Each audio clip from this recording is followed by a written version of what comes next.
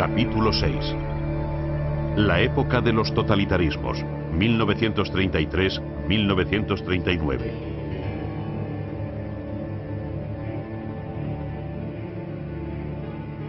Tras una posguerra difícil, el mundo se deslizaba hacia otra guerra.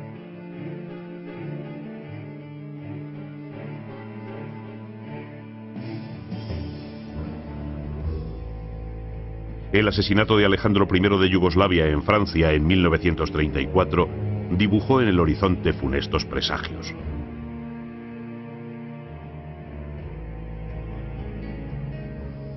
En América comenzaba la era del New Deal, empezar de nuevo para afrontar la crisis económica. Reformar, reconstruir, repoblar, rehacer, eran verbos que Roosevelt conjugó bien ante la creciente conflictividad social. En su discurso de aceptación del cargo de presidente de Estados Unidos en marzo de 1933, nos sorprendió que Roosevelt repitiera: "Solo hay que tener miedo al miedo mismo". Había motivos. Negros nubarrones se cernían sobre el mundo. La Alemania nazi, la Italia fascista, la Rusia de Stalin, mientras Europa se llenaba de regímenes totalitarios. Roosevelt sabía que la democracia no era compatible con el desempleo. De eso hablaba en sus charlas junto al fuego. Por eso ignoró la política republicana del laissez-faire, no intervenir, y se puso a hacer cosas. Se rodeó de líderes como Harry Hopkins, a quien encargó la lucha contra el paro. Se enfrentó a economistas como John Maynard Keynes y su teoría general del trabajo. A partir de 1935, tras el impulso dado a la agricultura, la industria y las obras públicas, Roosevelt se centró en mejorar la vida. Organizó el seguro de desempleo, de vejez e invalidez y garantizó el derecho de huelga. Los parados esperaban trabajo y ayuda y lo consiguieron. En política exterior, Estados Unidos se acercó a la URSS en noviembre de 1933, acercamiento deseable tras el estallido de la guerra chino-japonesa y la expansión nipona en Manchuria. Resultó difícil ir contra la inercia aislacionista del país. Roosevelt sabía que la neutralidad era difícil. Lo dijo en Chicago en octubre de 1937. La epidemia de violencia hace imposible permanecer cruzado de brazos. Un año después, dio comienzo el rearme. En 1933, la Exposición Universal de Chicago confirmó el liderazgo mundial de los Estados Unidos y sus formas de vida se pusieron de moda. Roosevelt, en cumplimiento de sus promesas electorales, abolió la ley seca. Los efectos de la Gran Depresión se dejaron sentir también en América Latina. Las repercusiones fueron perniciosas en el ámbito industrial y se hundieron los precios de las materias primas. Cayó en un 60% el comercio y el mundo, que iba hacia el proteccionismo, se llenó de barreras aduaneras. La producción y los precios fueron a la baja hasta 1939. A la crisis económica se unía la política y social. En Cuba, donde Fulgencio Batista se convirtió en el hombre fuerte, las revueltas estudiantiles de 1934 evidenciaron un estado de cosas común a muchas repúblicas iberoamericanas: descontento y corrupción política. No todo fueron gobiernos corruptos o ineficaces. En México, Lázaro Cárdenas integró en 1934 a la izquierda en el Partido Revolucionario. Aceleró la reforma agraria y repartió 20 millones de hectáreas a los campesinos. Se fomentó el cooperativismo, se nacionalizó el ferrocarril en 1937 y el petróleo, evitándose la intervención de Estados Unidos. Para pagar a los expropiados, el pueblo donó sus anillos de boda y su ganado. En 1938 tuvo lugar en Lima la Conferencia Panamericana, donde los Estados Unidos declararon su solidaridad con los Estados americanos. En Nicaragua, Sandino fue asesinado en 1934 por orden de Somoza, más tarde elegido presidente por los Estados Unidos. En Europa el rearme era un condicionante político. El primer ministro inglés Baldwin no escuchó a Winston Churchill, que le instaba a ello, hasta 1934, cuando todos habían tomado ya posiciones. La URSS pasó de 600.000 hombres a 1 millón. Italia mantenía en filas a medio millón. El mariscal Pétain restableció el servicio militar de 2 años en Francia y Hitler ordenó medidas similares creando la Wehrmacht, el ejército nacional, en contra de lo dispuesto en Versalles. Francia protestó ante la Sociedad de Naciones aquel ataque al Tratado de Paz, mientras Inglaterra negociaba en Berlín extraños acuerdos.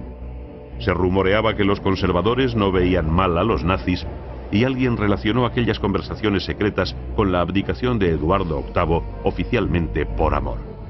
Un nuevo monarca sería coronado, Jorge VI, cuya hija Isabel se convertía en princesa heredera. De aquel ajetreo diplomático salió un tratado entre Francia, Inglaterra e Italia, comprometiéndose todos a garantizar la independencia de Austria. Hitler se reía e Italia pensaba en Abisinia, que invadió en octubre de 1935 sin que Haile Selassie pudiera evitarlo.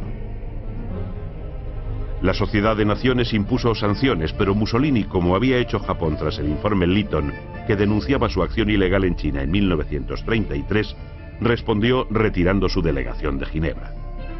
Alemania había hecho lo mismo muchas veces y no le había pasado nada. Era natural que nazis y fascistas anduvieran envalentonados. Nadie estorbaba sus planes. En enero de 1935 se celebró el plebiscito del Sarre y su población votó por reintegrarse en Alemania. Y en marzo de 1936 Hitler dispuso la remilitarización de Renania en contra de lo acordado en Versalles y lo decidido en Locarno. Francia pudo haber resuelto entonces el desmán, pero Chamberlain, garante del pacto de Locarno, se conformó con elevar una protesta. Hitler era imparable. Su prestigio entre la población alemana subía como la espuma. La debilidad de los demócratas trastocó el sistema diplomático. Ningún pacto servía. En 1935 el de asistencia franco-soviético o el de la URSS con Checoslovaquia para frenar el expansionismo alemán habían quedado en agua de borrajas. Víctor Manuel III estaba encantado. En un par de años, el duce le había hecho rey de Albania y emperador de Abisinia. El panorama alemán en vísperas de la Segunda Guerra Mundial era preocupante, sobre todo tras la crisis de los Sudetes. En 1934 murió Hindenburg.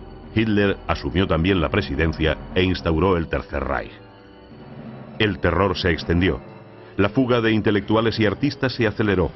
Freud, Einstein, Adorno, Thomas Mann, Arnold Schoenberg. Desde 1934 la Gestapo estaba controlada por el jefe de las SS, Heinrich Himmler. En 1935, con las leyes de Nuremberg, comenzó la persecución judía. Las deportaciones y los campos de concentración no eran un secreto, pero el mundo prefirió cerrar los ojos. La construcción de infraestructura se hizo gracias a las letras MEFO. El Tercer Reich debía en 1938 42.000 millones de marcos. No importaba. A la postre se utilizaría el dinero, las propiedades, las obras de arte, incluso los anillos de boda y los dientes de oro de los millones de judíos que iban a ser inmolados. Incluso sus ahorros fueron requisados, juego sórdido al que se prestaron naciones como Suiza, cómplice ayer y hoy en tanta miseria. El potencial militar alemán fue en ascenso. En 1934 Alemania contaba con 13 millones de hombres en filas, y Göring inició su plan cuatrienal con una frase: más cañones y menos mantequilla. La capacidad militar envalentonó a Hitler y sus exigencias fueron en aumento. Quería las regiones germanoparlantes checas, 3 millones de sudetes o ciudadanos de cultura germana. El gobierno de Masaryk se negó. Hitler concentró fuerzas en la frontera. Checoslovaquia, que formaba parte de la Triple Entente, estaba protegida por el Tratado de Locarno. Francia apoyó a su aliado, pero era imposible ayudar a Checoslovaquia sin Polonia e Inglaterra. Hitler comunicó a Chamberlain en septiembre de 1938 que apoyaría a los Sudetas. Mussolini convocó una reunión en Múnich. Asistieron Hitler, él mismo, Chamberlain y Daladier. Allí se traicionó a Checoslovaquia. Fue una vergüenza. La guerra era inevitable. Tras ocupar los territorios sudetas, Hitler fomentó el separatismo de Eslovaquia, que proclamó su independencia en marzo de 1939. El presidente checo, Hacha, fue obligado a firmar un documento humillante y las tropas del Tercer Reich ocuparon Praga.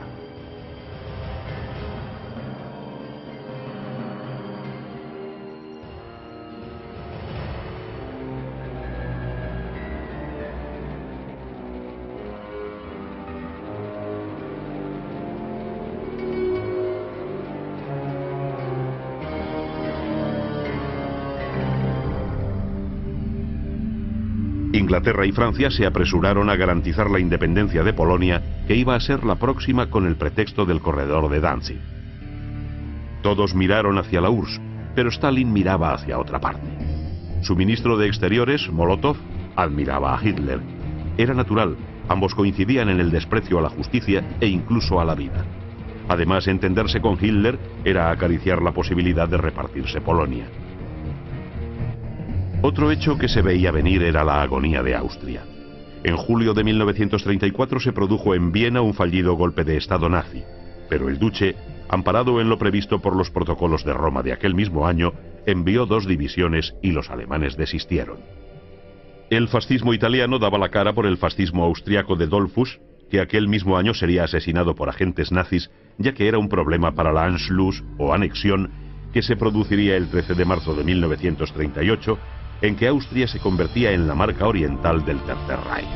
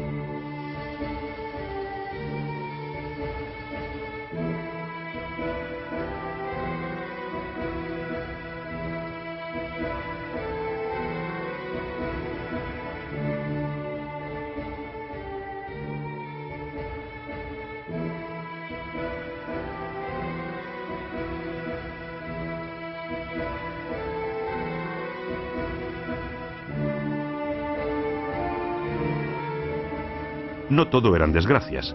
Había sitio para la diversión y la vida.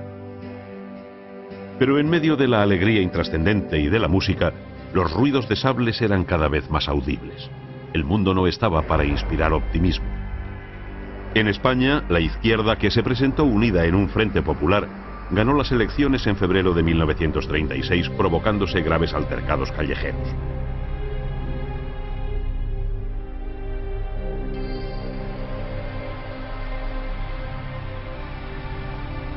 El asesinato del diputado Calvo Sotelo precipitó las cosas.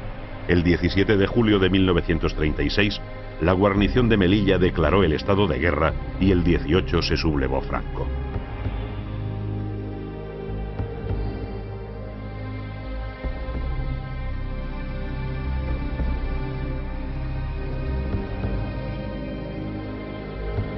Largo Caballero, que ya había sido ministro de Trabajo al llegar al gobierno el Comité Revolucionario tras el triunfo de la República, fue nombrado jefe del gobierno de concentración del Frente Popular y creó el 4 de septiembre el Ejército Popular.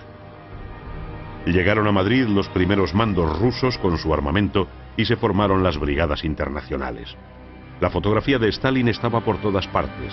El padrecito era para la izquierda una especie de mesías de la clase obrera.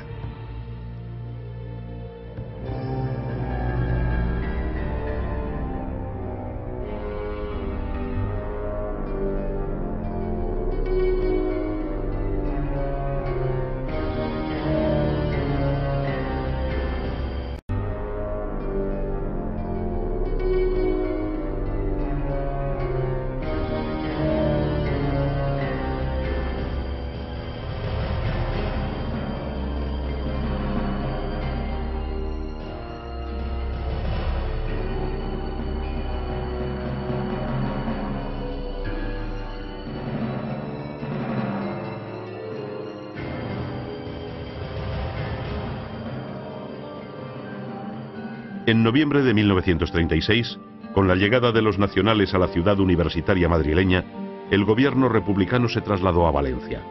El Frente de Madrid se estancó, mientras tropas italianas al servicio de los nacionales fracasaban en Guadalajara.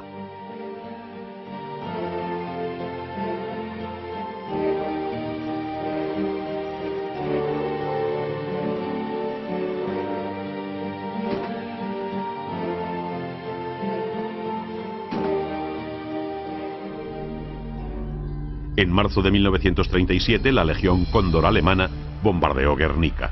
Lo destrozó casi todo, menos el objetivo prioritario, la fábrica de armas.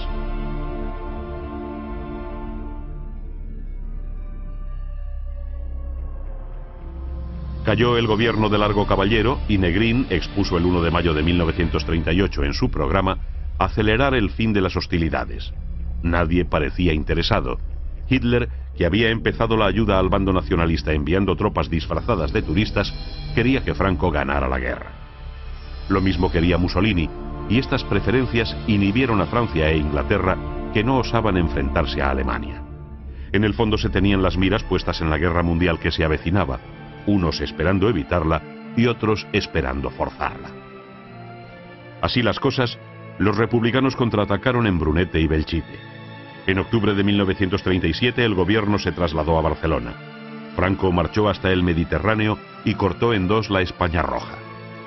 En julio de 1938, en una gran ofensiva republicana, 7 divisiones cruzaron el Ebro para retroceder en noviembre ante el empuje de los nacionales. Hubo 70.000 bajas. Las brigadas internacionales regresaron a sus países. Barcelona capituló en enero de 1939. El 1 de abril, la guerra había terminado. Atrás quedaban 1 millón de muertos y un país destrozado.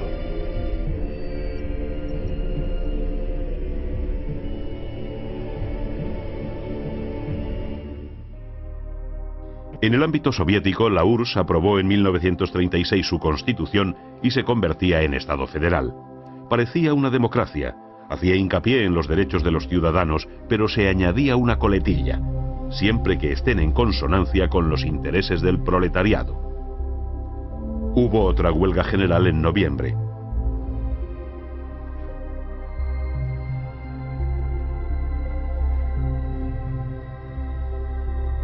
Nadie se esforzó en frenar a Hitler. Pío XI, que moría en 1939, lo intentó, pero su pontificado estuvo más ocupado en combatir el materialismo y la revolución intelectual.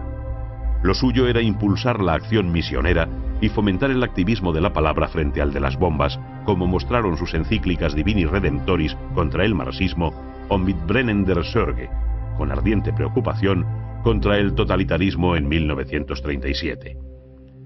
Mientras los intelectuales hablaban del ocaso de la religión, las iglesias se llenaban de gente decepcionada. Pío XII, que había sido nuncio en Berlín y conocía a Hitler, asumió el pontificado en 1939. No albergaba esperanzas. La Iglesia, ¿qué podía hacer? Ser un gigantesco paño de lágrimas. En China, Chiang Kai-shek asumió la presidencia en 1935 tras vencer al Ejército Rojo. Terminaba una parte de la guerra civil. Un año antes, Mao Zedong había empezado la larga marcha de los supervivientes, un recorrido de 10.000 kilómetros que terminó en 1936 fundando en Yenan su República Comunista. Aquel año, Chiang Kai-shek fue detenido por los generales manchúes porque no atajó la penetración japonesa en Manchuria. Zhou Enlai consiguió liberarlo a tiempo para participar en la guerra chino-japonesa que lideró Chiang Kai-shek tras una alianza entre el Kuomintang y los comunistas. En 1937, Japón, que un año antes había estrechado su amistad con Alemania en el pacto anti-Comintern, invadió China con un pretexto banal: el incidente del puente de Marco Polo cerca de Pekín, donde soldados japoneses y chinos intercambiaron disparos. Así dio comienzo la guerra chino-japonesa, que acabaría 8 años después. Aviones japoneses bombardearon la capital china.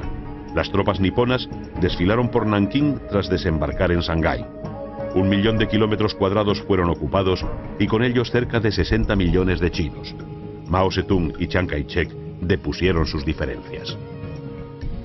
La India siguió bajo la desobediencia civil propugnada por Gandhi hasta 1934.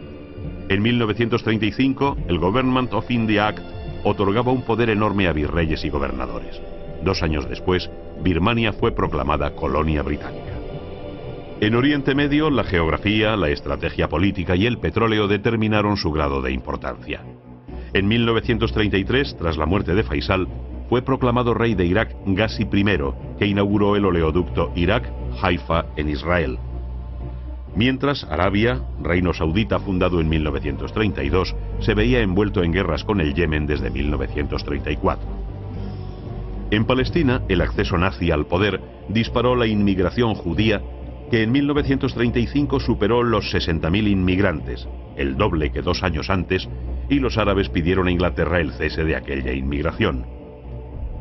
En el ámbito científico, Frédéric Joliot e Irene Curie obtuvieron el Nobel de Física en 1935 por su hallazgo de la radiactividad artificial. Enrico Fermi consiguió la fisión del uranio en 1934 y 4 años más tarde Otto Hahn y Fritz Strassmann lograron la fisión nuclear artificial base de la energía atómica. El gigantesco telescopio de Monte Palomar con su lente de 200 pulgadas estaba a punto de ser inaugurado en California. Desde principios de siglo la industria textil adquirió un gran auge.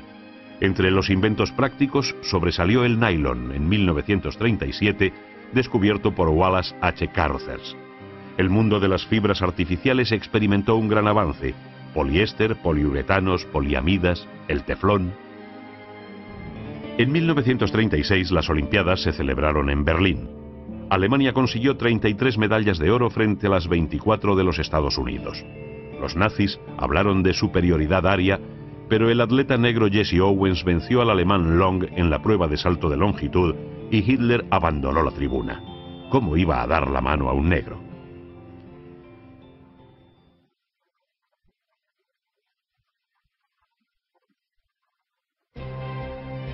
El boxeo vivía en Italia un momento dulce con Primo Carnera, que en 1933 ganó el título mundial. Fue la época dorada de este deporte. En 1936 el alemán Max Schmeling venció por KO a Joe Louis y se disponía a enfrentarse a Jim Braddock. Pero fue Joe Louis quien derrotó en 1937 a Braddock, convirtiéndose en el primer campeón negro de los pesados desde los tiempos de Jack Johnson. En 1937 el desastre del Zeppelin Hindenburg sobrecogió al mundo al caer envuelto en llamas sobre New Jersey tras cruzar el Atlántico. Causó sensación la desaparición del hijo de Lindbergh.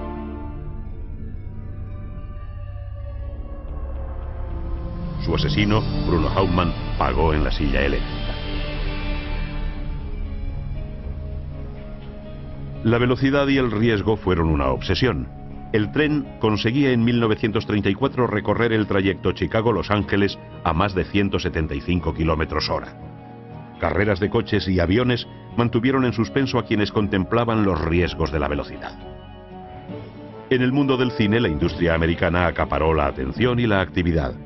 Entre 1930 y 1940, su producción no bajó de las 600 películas anuales.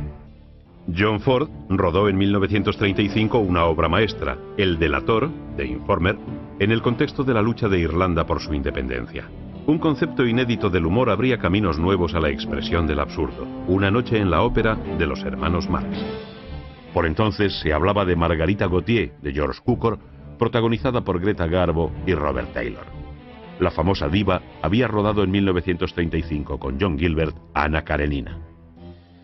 Johnny Weissmuller, campeón olímpico de natación, protagonizó en 1934 con Maureen O'Sullivan Tarzán de los monos, que ya había tenido una primera versión en 1917 dirigida por Scott Sidney. En Inglaterra, Alfred Hitchcock estrenó El hombre que sabía demasiado con Peter Lorre. El cine americano era el cine. Lo llenaba todo. En 1935 el musical causaba furor y con él la pareja de moda Fred Astaire y Ginger Rogers. Judy Garland protagonizó El mago de Oz, el mayor éxito cinematográfico del momento, junto con una de las películas importantes de la historia del cine, Lo que el viento se llevó, con Clark Gable y Vivian Leigh.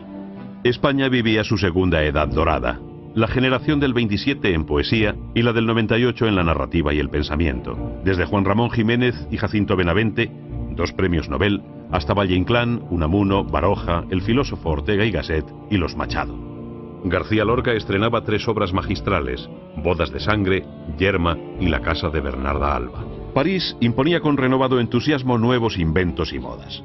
En 1933 causó sensación un desfile parisino de modelos con vestidos de celofán, bajo la cual lucía una innovadora moda de ropa interior.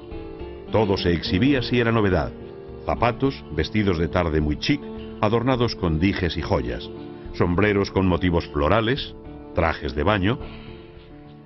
También los hombres se interesaron por la pasarela y en 1938 la prensa neoyorquina recoge uno de esos eventos. Eran modas de temporada inspiradas por el cine, como los sorprendentes peinados de sus estrellas imitados por los snobs. A la difusión de las formas de vida contribuyó la televisión.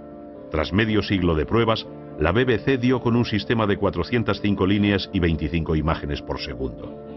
También el poder de la radio quedó patente la noche del 30 de octubre de 1938, en que Orson Welles radió una invasión extraterrestre con La Guerra de los Mundos, de H.G. Wells, guión que atemorizó a millones de norteamericanos.